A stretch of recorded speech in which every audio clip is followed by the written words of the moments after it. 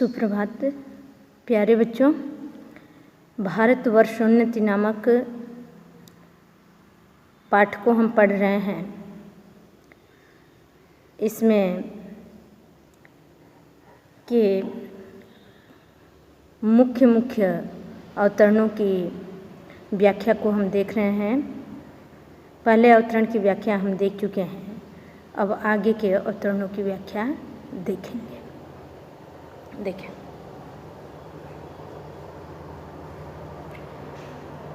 हम जो हमने कल पढ़ा था, इससे संबंधित 2 वीडियो मैं आपको प्रेषित की हूँ। प्रथम वीडियो में इस पाठ के सारांश को मैंने बताया था कि लेखक इस निबंध के माध्यम से, इस लेख के माध्यम से क्या कहना चाहता है, और दूसरे में इसके एक अवतरण की व्याख्या बताई थी। आज हम अगले अवतरण को देखेंगे कि जो लोग अपने को देश हितैषी लगाते हों, वह अपने सुख को होम करके, अपने धन और मान का बलिदान करके कमर कस के उठो। देखा देखी थोड़े दिनों में सब हो जाएगा। अपनी खराबियों के मूल कारणों को खोजो।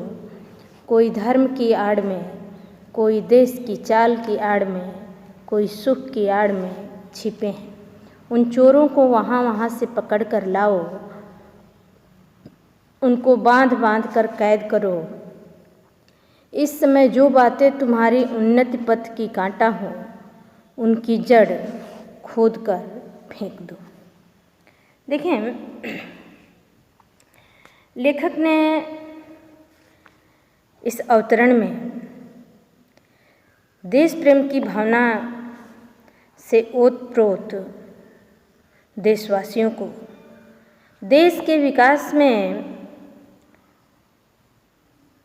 बाधक बनने वाली जो चीज़ें हैं, उन चीज़ों को त्यागने या उनके बलिदान करने की बात कही है कि देश तभी विकास कर पाएगा जब हमारे अंदर की कुछ चीज़ें, यानी कुछ बुराइयां जो हमारे अंदर भरी हैं, जैसे अकर्मण्यता है, आलस्य है, निजी स्वार्थ है, इस तरह के भावों को जब हम त्यागेंगे तभी देश विकास कर पाएगा। इसीलिए कहते हैं भारतेंद्र जी, चूँकि मेले में समस्त मेले की सभा को संबोधित कर रहे हैं, इसलिए उन्हीं को संबोधित करते हुए कहते हैं कि हे भाइयों, जो लोग ये समझते हों स्वयं को कि हाँ, मैं देश के प्रति प्रेम रखता हूँ या देश से प्रेम करता हूँ, तो देश का विकास तभी होगा जब वे अपने निजी स्वार्थों का बलिदान करेंगे। इसीलिए वे कहते हैं कि वह अपने सुख को होम करके, अपने धन और मान का बलिदान करके कमर कस के उठो, यानी अपने निजी स्वार्थों को त्याग करके देश हित में तत्पर हो जाओ। और अगर एक व्यक्ति ऐसा करता है तो देखा देखी थोड़े दिनों में सब हो जाएगा। देखिए, पहल तो किसी एक व्यक्ति को ही करनी पड़ती है। यदि हम दूसरों को सुधारने में लग जाएं और स्वयं न सुधर पाए तो दूसरा जल्दी नहीं सुधरेगा। इसलिए पहले सुधार की आवश्यकता स्वयं में है। इसीलिए वो कह रहे हैं कि जो ये कहते हों कि हाँ, मेरे मन में देश का प्रेम है, मैं देश हितैषी हूँ, तो सबसे पहले अपने निजी स्वार्थों का होम करो, बलिदान करो और देश के उन्नति के लिए, उसके विकास के लिए, उसकी सेवा के लिए तत्पर हो जाओ। कमर कस के उठना यानी तत्पर हो जाना, तैयार हो जाना। मुहावरेदार भाषा है। देखा देखी थोड़े दिनों में सब हो जाएगा, यानी एक व्यक्ति अगर अच्छे कार्य के लिए तत्पर होता है तो उसके देखा देखी दूसरे भी तैयार हो जाएंगे। अपनी खराबियों के मूल कारणों को खोजो। कोई धर्म की आड़ में, कोई देश की चाल की आड़ में, कोई सुख की आड़ में छिपे हैं। लेखक कहना चाहता है कि मनुष्य जिस भूमि पर जन्म लेता है उसी पर अपना विकास करता है, इसलिए उसके प्रति प्रेम की भावना उसके जीवन का सर्वोच्च मूल्य होना चाहिए। या देश प्रेम के भाव उसके अंदर ऐसा होना चाहिए कि पहले राष्ट्र फिर अपना सुख। तो लेखक कहना चाहता है कि जो भी मनुष्य राष्ट्र के प्रति विशेष अनुराग रखता है, राष्ट्र के प्रति विशेष प्रेम रखता है, वो तैयार हो जाए अपने सुखों का होम करने के लिए और अपने देश का विकास करने के लिए। लेखक कह रहा है कि इस तरह से देखा देखी दूसरे भी उसके पीछे लग जाएंगे और वह भी उसके कार्य में उसका सहयोग करेंगे। कि खराबी कहीं और नहीं है, हमारे अंदर ही खराबी है। अगर हम पिछड़े हैं, दूसरा हम पर आधिपत्य जमाए हुए हैं, तो उसका एक कारण यह है कि कुछ कमियां हमारे अंदर ही हैं, जिसके कारण हम हर एक चीज़ के लिए विदेशियों पर आश्रित है या पिछड़े हुए हैं। इसलिए कहते हैं कि इस विकास के कार्य में आने वाली जो बाधाएं हैं उनको जड़ से खत्म करना पड़ेगा, और वो बाधाएं कहीं और नहीं हैं, वो हमारे अंदर ही हैं। इसीलिए लेखक कह रहा है कि इस तरह जो है अगर तुम ध्यानपूर्वक देखोगे तो वो बाधाएं, वो मूल खराबियां हमारे अंदर है। कोई धर्म की आड़ में छिपा है, कोई देश की चाल की आड़ में छिपा है, अर्थात अपनी कमियों को दूर करते हुए धर्म, राजनीति और अपनी सुख सुविधाओं का बहाना बना करके राष्ट्र विरोधी काम करने वाले जो षड्यंत्रकारी लोग हैं, जो चालबाज लोग हैं, उनको हमें ढूंढना है, उन्हें हमें परास्त करना है। इसीलिए लेखक कह रहा है कि हमारे देश की ये वर्तमान दशा ऐसी इसलिए है कि हमारे अंदर कुछ खराबियां हैं और वो खराबी हमें सुधारनी पड़ेगी, उसको ठीक करनी पड़ेगी। कि जिस तरह से हम अपने सिर्फ सुख सुविधाओं में जो अपना समय व्यतीत कर रहे हैं, कुछ लोग ऐसे हैं जो राष्ट्र विरोधी कार्य करते हैं, तो ऐसे लोगों को ढूंढ करके परास्त करना है, उनके भ्रष्टाचार का भंडाफोड़ करना। इसलिए कर रहा है उन चोरों को वहाँ से पकड़ कर लाओ। यानी हमारे मन में राष्ट्र के प्रति जो प्रेम का भाव है, उस प्रेम भाव से प्रेरित होकर अगर हमारे अंदर कुछ कमियां हैं, कि हमारे अंदर की अकर्मण्यता, हमारे अंदर का आलस्य, हमारे अंदर का स्वार्थीपन, इन सारी चीज़ों को हमें खुद ही ढूंढना है। कवि ने इसी को चोर कहा है कि उन चोरों को पकड़ करके लाओ और उन्हें बांध कर कैद कर दो। कि यदि हम अपने अंदर की इन खराबियों को ढूंढ लेते हैं और उन्हें कैद कर देते हैं, तो निश्चित तौर पर और अपने सद्विचारों को, अपने राष्ट्र के प्रति अपने समर्पण के भाव को आगे बढ़ाते हैं, तो निश्चित तौर पे हमारा देश जो है प्रगति करेगा, विकास करेगा। इस समय जो जो बातें तुम्हारी उन्नत पथ की कांटा हो, उनकी जड़ खोद कर फेंक दो। कहते हैं भारतन जी कि इस तरह से, हे भाइयों, इस तरह से जो बातें देश की उन्नति में अवरोधक हैं, उन सारी बातों को समूल नष्ट करते हुए ही हम देश को विकास के मार्ग पर अग्रसर कर सकते हैं। तो लेखक ने इस पाठ में, इस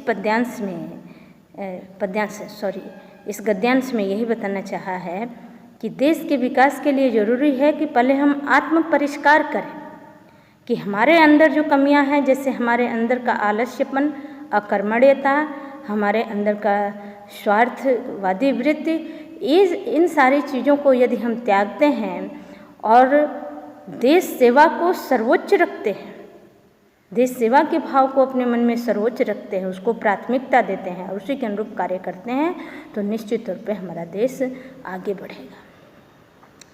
अब इससे संबंधित जो प्रश्न है, जैसे कि एक प्रश्न तो प्रस्तुत पद्यांश का,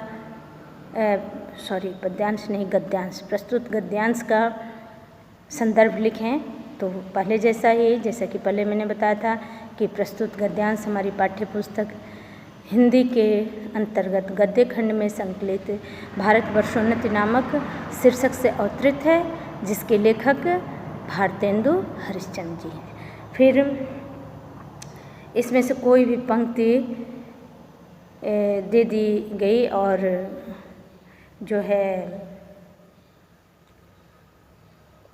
उसकी व्याख्या पूछ ली गई। जैसे मान लीजिए ये पंक्ति है, पहली ही पंक्ति कि जो लोग अपने को देसी तैसी लगाते हों, अपने सुख को होम करके, अपने धन मान का बलिदान करके कमर कस के उठो।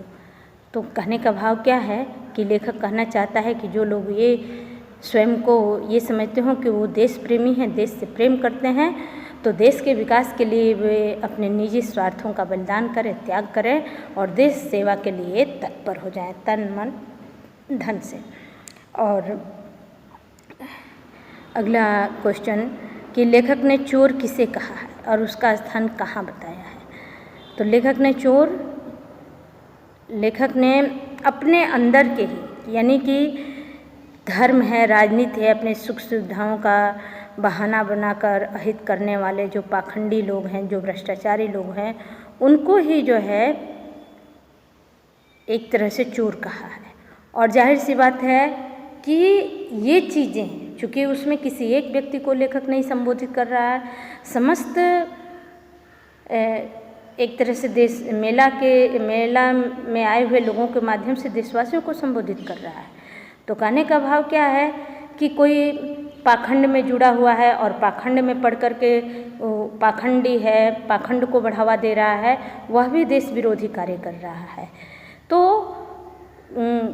वो व्यक्ति समझे कि इस पाखंड से देश का विकास नहीं हो सकता, तो वो अपने पाखंडों को त्यागे। जो अपने शरीर के सुख सुविधा के लिए जो बहाना बनाते हैं, वो कार्य करना नहीं चाहते, तो वो अपनी अकर्मण्यता को त्यागे। यही हमारे अंदर के आलस्य, अकर्मण्यता इत्यादि ही जो पाखंड है, जो बाह्य आडंबर है, ये इस तरह की चीज़ें ही चोर हैं। लेखक ने इसी को चोर कहा है। अब जो है, जैसे मान लीजिए इसकी भाषा शैली पूछ ली जाए, तो भाषा इसकी खड़ी बोली हिंदी है, जिसमें कुछ ग्रामीण शब्दों का भी प्रयोग हुआ है और मुहावरेदार भाषा है। अब आगे के अवतरणों को हम देखें। अब अगले अवतरण को देखते हैं। किसी ने बहुत ठीक ही कहा है कि दरिद्र कुटुंबी इसी तरह अपनी इज्जत को बचाता फिरता है जैसे लाजवंती बहू फटे कपड़ों में अपने अंग को छिपाए जाती है। वही दशा हिंदुस्तान की है। मर्दमशुमारी की रिपोर्ट को देखने से पता चलता है कि मनुष्य दिन दिन यहाँ बढ़ते जाते हैं और रुपया दिन दिन कमती होता जाता है। सो अब बिना ऐसा उपाय किए काम नहीं चलेगा कि रुपया भी बढ़े और वह रुपया बिना बुद्धि बढ़े न बढ़ेगा। देखिए, इस गद्यांश में लेखक ने देशवासियों को कर्मशील बनने के लिए प्रेरित किया है। लेखक कहना चाहता है कि जब तक हम अपने आलस्य और अकर्मण्यता को त्याग करके कर्मशील नहीं बनते, तब तक न तो व्यक्ति, समाज और न ही राष्ट्र का आर्थिक और बौद्धिक विकास संभव है। तो इसके लिए ज़रूरी है कि हमें कर्मशील बनना है और अपने आलस्य को त्यागना है। लेखक का कहना यह है, तत्कालीन भारत की दशा पर जो है विचार करते हुए लेखक करता है कि जिस तरह से लाजवंती बहू यानी शर्मीली बहू फटे वस्त्रों में ही अपने शरीर को ढकने का प्रयास करती है और ढकती है, यही दशा हिंदुस्तान की है। क्योंकि हिंदुस्तान की जो आर्थिक स्थिति थी उस समय वो बहुत कमज़ोर थी। इसलिए लेखक कह रहे हैं कि भारतवासियों की दशा ऐसी है कि ये अपनी प्राचीन प्रतिष्ठा और सम्मान को उसी तरह से बचाने के लिए सदैव प्रयत्नशील रहते हैं कि कभी हमारा देश सोने का चिड़िया कहलाता था और इसमें अपार संपदा भरी थी, लेकिन आज स्थिति ऐसी है कि हम सभी विदेशों पर आश्रित हो गए हैं या विदेशियों पर आश्रित हो गए हैं, विदेशी शासन के अधीन हैं हम। इसीलिए लेखक ने कहा कि किसी ने बहुत ठीक कहा है कि दरिद्र कुटुंबी इस तरह अपनी इज्जत को बचाता फिरता है जैसे लाजवंती बहू फटे कपड़ों में अपने अंग को छिपाती है। यही दशा हिंदुस्तान की है। हिंदुस्तान की या अपने देश की तत्कालीन स्थिति पर लेखक ये बात कर रहा है। कह रहे हैं कि मर्दमशुमारी का अर्थ होता है जनगणना। कि जनगणना की रिपोर्ट को देखने से पता चलता है कि यहाँ जनसंख्या प्रतिदिन बढ़ती जा रही है और जो संसाधन है रुपया दिन दिन कमती होता जा रहा है, यानी संसाधन जो है दिन दिन कम हो रहा है। जितनी जनसंख्या है उसके हिसाब से संसाधन नहीं है, आर्थिक रूप से उतना ही ये कमज़ोर होता जा रहा है। अब बिना ऐसा उपाय किए काम नहीं चलेगा कि रुपया भी बढ़े और वह रुपया बिना बुद्धि बढ़े न बढ़े। लेखक ये करना चाहता है, इसलिए हे भाइयों, देश की उन्नति के लिए ज़रूरी है कि हम सब तत्पर हो जाएं, हम अपने आलस्य को हम अपने अकर्मण्यता को त्याग दें, तभी जाकर देश की आर्थिक स्थिति सुधरेगी। इसलिए लेखक कहता है कि अब बिना उपाय किए, यानी ऐसा उपाय करें जिससे हमारे देश की आर्थिक उन्नति हो। और आर्थिक उन्नति कब होगी? जब बुद्धि, कि रुपया तब बढ़ेगा कि जब बुद्धि बढ़ेगी। तो बुद्धि बढ़ने के लिए ज़रूरी है कि हम अपने बच्चों को शिक्षित करें, उन्हें पढ़ाएं, उन्हें रोजगार सिखाएं, स्वरोजगार सिखाएं और खुद भी अपने आलस्य और अकर्मण्यता को त्याग करके अपना काम स्वयं करें। लेखक कहता है कि हे भाइयों, इस समय राजा महाराजाओं का मुंह मत देखो और न यह आशा रखो कि पंडित जी कथा में कोई ऐसा उपाय बताएंगे जिससे देश का रुपया बढ़े। कहने का भाव क्या है कि वह समय ऐसा था कि राजा महाराजाओं को देश की प्रजा या देश के कल्याण के बारे में बातें नहीं सोचती थी, वो अपनी ही विलासिता में डूबे हुए थे। इसलिए लेखक कह रहा है कि अंधविश्वासों और पाखंडों को त्याग करके तुम लोग कर्म में तत्पर हो जाओ और तमाम जो जाति, धर्म, वर्ग, संप्रदाय इत्यादि में जो बटे हुए हो इसको त्यागो और देश हित को ध्यान में रखकर कार्य करो, तभी जा कर के देश आगे बढ़ेगा। तुम आप कमर कसो, आलस छोड़ो, कब तक अपने को जंगली, हुस, मूर्ख, बोधे, डरपोक ने पुकारवाओगे। लेखक कहना चाहता है कि जब तक तुम तत्पर नहीं होगे तब तक देश का विकास नहीं होगा। कहने का भाव क्या है कि जब तक देश का प्रत्येक नागरिक अपने कर्म में प्रवृत्त नहीं होगा, अपने कर्तव्य के प्रति जागरूक नहीं होगा, तब तक देश विकास नहीं करेगा। और एक बात और लेखक कहना चाहता है कि आखिर कब तक इन विदेशियों से तुम स्वयं को जंगली, मूर्ख और डरपोक पुकारवाओगे। दौड़ो इस घुड़दौड़ में, जो पीछे पड़े तो फिर ठिकाना नहीं। लेखक कह रहा है कि इस समय विकास रूपी घुड़दौड़ हो रही है, यानी विश्व के तमाम देश जो है विकास और उन्नति में लगे हुए हैं, तुम भी इनके साथ लग जाओ।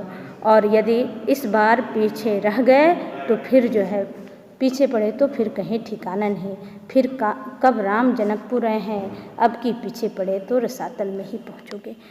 कहने का भाव क्या है कि अगर यहाँ फिर कब राम जनकपुर आए हैं से मतलब है कि अगर तुम अवसर को तलाशते रहोगे कि इससे बेहतर अवसर आएगा तो हम सोचेंगे, तो ऐसा अवसर कभी नहीं आने वाला है। जिस रफ्तार से दुनिया के अन्य देश चल रहे हैं, तुम भी उसी रफ्तार में शामिल हो जाओ। अपने आलस्य को छोड़ो, अपनी अकर्मण्यता को छोड़ो, अपने निजी स्वार्थ के भाव को छोड़ो और देश हित को ध्यान में रखकर कर्मशील बन जाओ।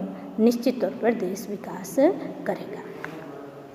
अब इससे संबंधित जैसे कि प्रश्न बनते हैं कि लेखक ने लाजवंती बहू की संज्ञा किसे दी है, तो देशवासियों को लाजवंती बहू कहा है। कारण उस समय देश की आर्थिक स्थिति ऐसी ही थी कि देशवासी अपनी प्राचीन प्रतिष्ठा और सम्मान को ही बचाए रखने में सदैव प्रयत्नशील होते थे कि कभी हमारा देश सुख, संपदा, वैभव से परिपूर्ण था और आज वह दूसरों पर निर्भर था। इसलिए देशवासियों को या देश को ही लाजवंती बहू के रूप में कहा। अब जैसे कुछ शब्द ऐसे हैं जैसे मर्दमशुमारी, इसका अर्थ पूछ लिया जाए तो मर्दमशुमारी का अर्थ होता है जनगणना। जैसे कुछ शब्द ऐसे हैं जैसे दरिद्र शब्द है, इसका पूछ लिया गया कि दरिद्र शब्द का आप जो है तद्भव बताइए, तो इसका तद्भव हो गया दरिद्र। इसी तरह से कुटुंबी शब्द है तो इसका जो है तद्भव हो गया कुटुंब। और फिर वैसे ही पहला प्रश्न के इसका संदर्भ लिखें, जैसा कि मैंने पहले बताया था वैसे ही आप लिखेंगे। कोई भी एक जो है पंक्ति दे दी जाती है और उसकी व्याख्या पूछ ली जाएगी। अब हम आगे के अवतरणों को देखेंगे। ये सब तो समाज धर्म हैं जो देश काल के अनुसार शोधे और बदले जा सकते हैं।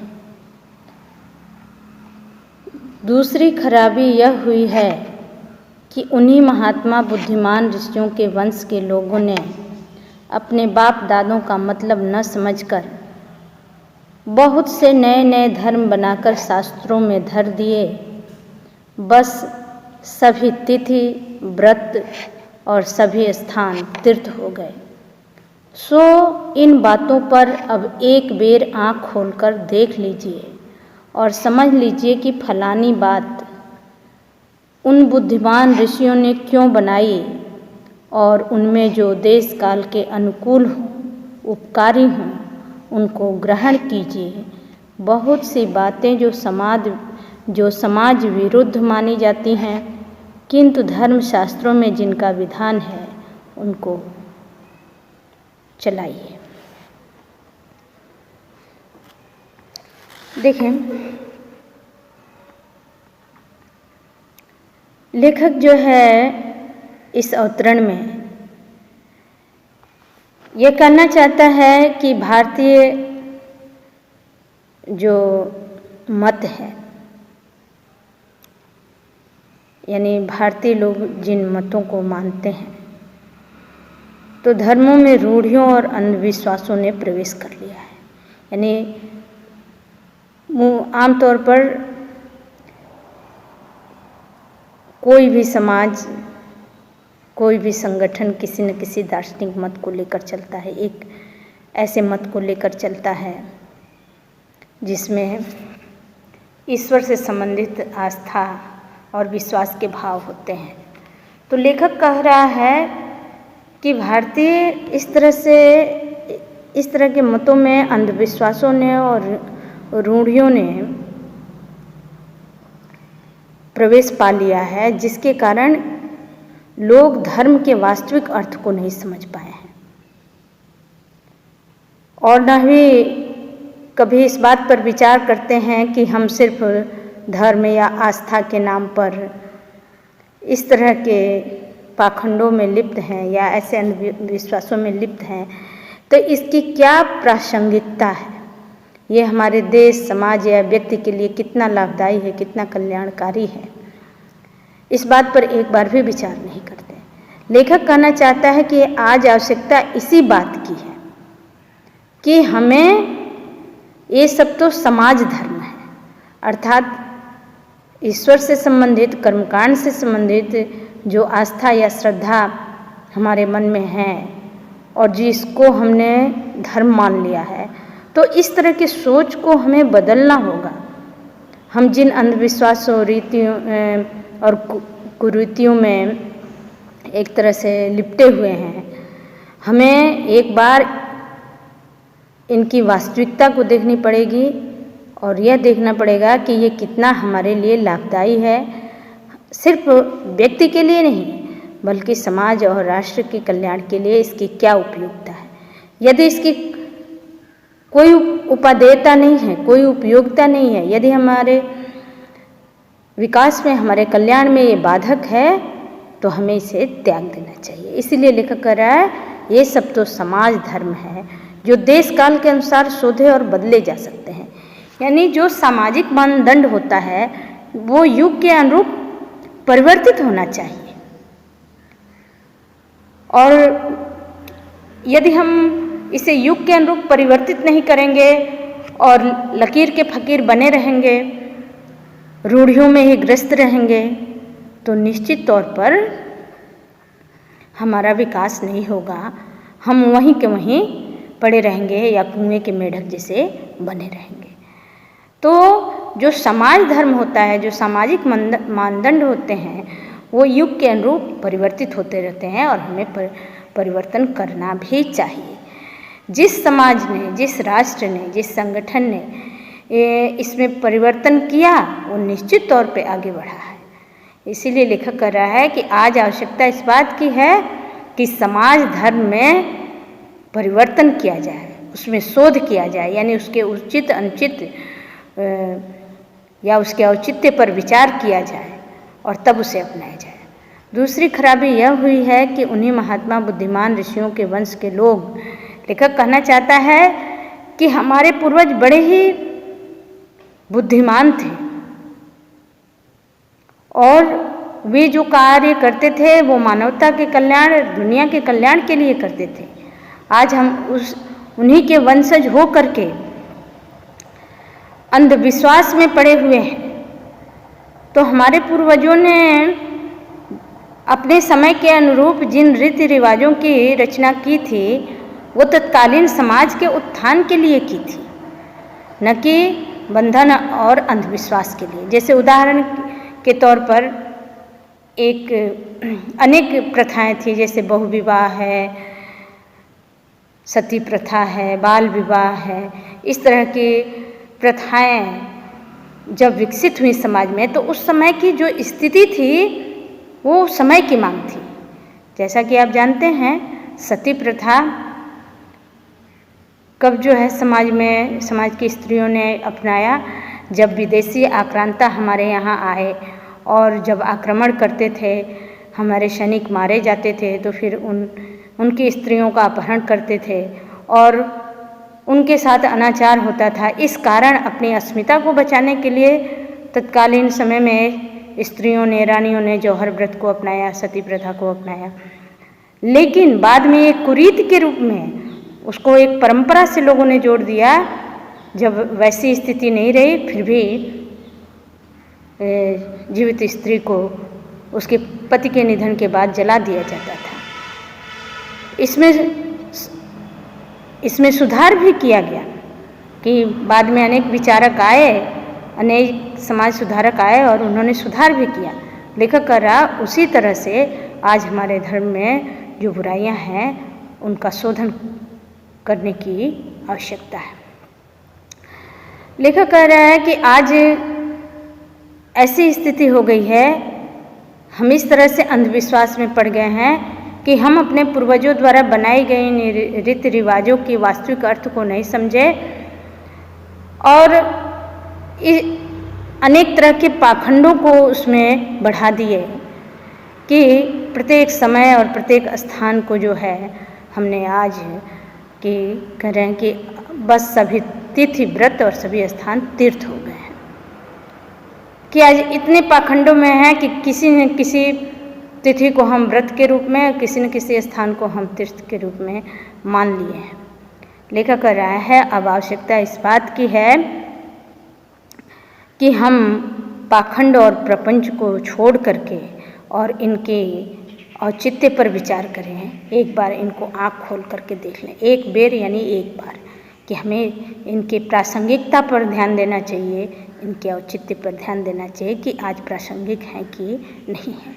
और यह भी सोचना चाहिए कि हमारे ऋषियों महर्षियों ने जो चीज़ें बनाई थी उसको भुलाकर हम नई चीज़ों को उसमें जोड़ दिए हैं, तो उनके बनाने के पीछे क्या उद्देश्य था और आज हमने जो पाखंड के नाम पर चीज़ों को जोड़ दिया है उसकी हमारे जीवन में क्या प्रासंगिकता है।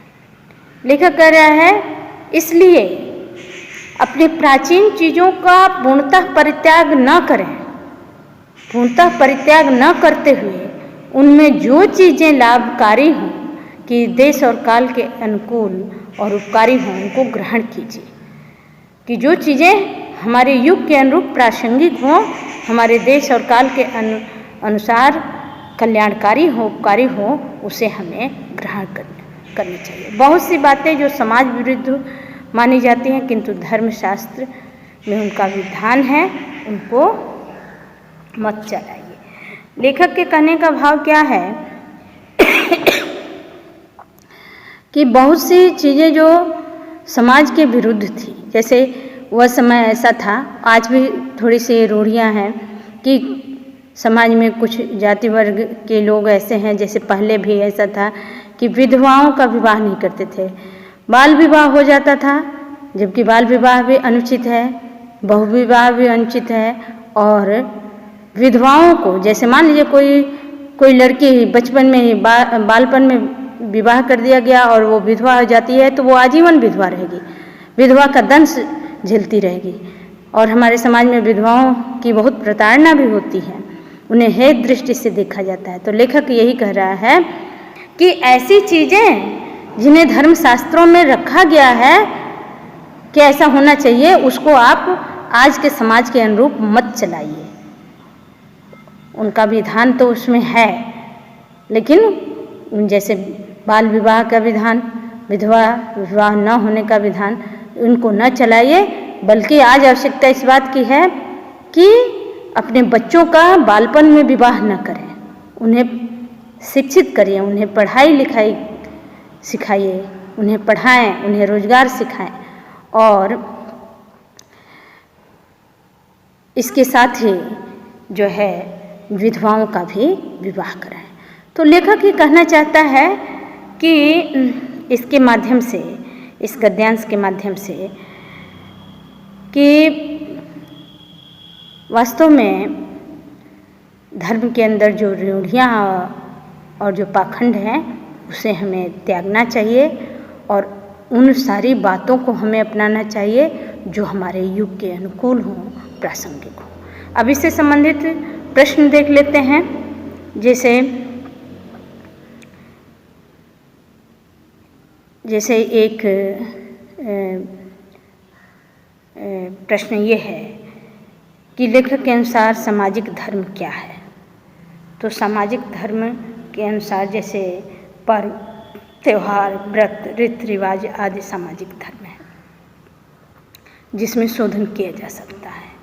दूसरा प्रश्न ये कि लेखक ने वर्तमान स्थिति में क्या कर्तव्य बताए हैं, या तो लेखक ने वर्तमान स्थिति में यही कर्तव्य बताया है कि जो कुछ हमारे इस समय युग के अनुकूल हैं, जिन बातों की आवश्यकता है उसे हमें अपनाना चाहिए, और जो बातें हमारे युग के अनुकूल नहीं हैं, हमारे युग के अनुसार प्रासंगिक नहीं हैं, हमारे देश और समाज का कल्याण नहीं कर सकती, उन्हें हमें त्यागना चाहिए। अब फिर जैसे पूछा जाए कि इस गद्यांश की भाषा शैली पर प्रकाश डालें, तो गद्यांश की भाषा खड़ी बोली है जिसमें कहीं कहीं पर देशज शब्दों का भी प्रयोग किया गया है। और अब आगे के या उत्तरण को हम देखेंगे।